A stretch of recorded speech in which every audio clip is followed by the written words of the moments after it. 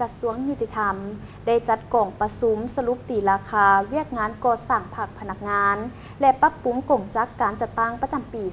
2024 และวางทิศทางแผนการปี 2025กล่องประชุมจัดขึ้นในท้ายอาทิตย์ผ่านมาโดยการเป็นประธานของสหายไพวีศรีบัวลีภาเลขาคณะบริหารงานภาครัฐมนตรีกระทรวงยุติธรรม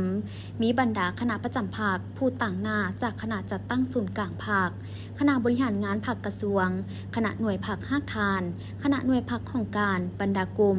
ศูนย์แก้ไขข้อขัดแย้งทางด้านเศรษฐกิจสภาทนายความและพนักงานราชการเข้าร่วม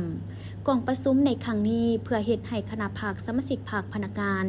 มีความรับรู้เข้าใจเป็นเอกภาพต่อเนื่องในของกล่องประชุมดังกล่าว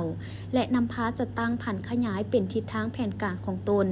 เล็งใส่เสริมขยายด้านตั้งหน้า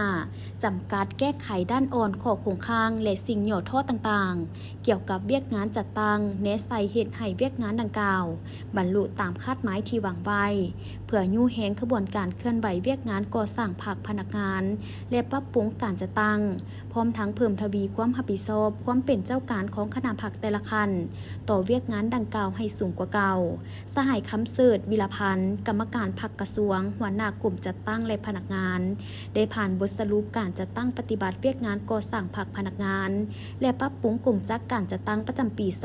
2024 และทิศทางแผนการประจำปี 2025 ของกระทรวงยุติธรรมว่าปัจจุบันทั่วองค์คณะภาคกระทรวงมีสมาชิกพรรคทั้งหมด311สหายหญิง101สหาย326สหายหญิง9สหายได้ปรับปรุงกงจักการจัดตั้งภายในพรรคโดยบ่งตัวแต่งตั้งเลขาหน่วยพรรค3สหายและรองเลขาหน่วยพรรค1สหายเพื่อเปลี่ยนแทนผู้ที่รับอุดหนุนบำนาญแนะใส่เฮ็ดให้รากฐานเกี่ยวข้องสามารถสืบโตนำพาสีน้ำอย่างเข้มแข็งและเป็นระบบครบสูตรเอาใจใส่ปรับปรุงก่อสร้างภาคให้มีความเข้มแข็งนักแน่นโดยได้นำพาสีน้ำการตีราคาคุณภาพและแบ่งประเภทสมาชิกพรรคหน่วยพรรคประจำปี 2024 สำเร็จมีหน่วยพรรคประเภทแข็ง12หน่วยพรรคกลาง2หน่วยพรรคสมาชิกพรรคประเภทแข็ง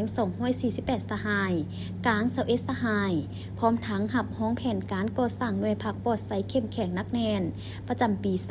2024 สำเร็จการตีราคาคุณภาพและแบ่งประเภทสมาชิกพรรคหน่วยพรรคประจำปี 2024 โดยพื้นฐานกงจักการจัดตั้งของกระทรวงยุติธรรมมี11หน่วยพรรคขึ้นกับประกอบด้วย8กรม1ห้องการ1ศูนย์1สถาบันยุติธรรมแห่งชาติและกงจักสวยเวียกมี59แผนกและเทียบเท่าคะแนนการที่ขึ้นกับสถาบันยุติธรรมแห่งชาติบรรดาสาขามี26คะแนนสำเร็จการปรับปรุงและสำเร็จการประกาศการสร้างกล่องปฏิบัติคำตัดสินของศาลอยู่5แขวง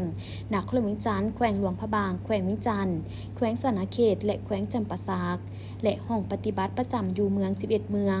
ให้ขึ้นกับการคุ้มครองของกระทรวงยุติธรรม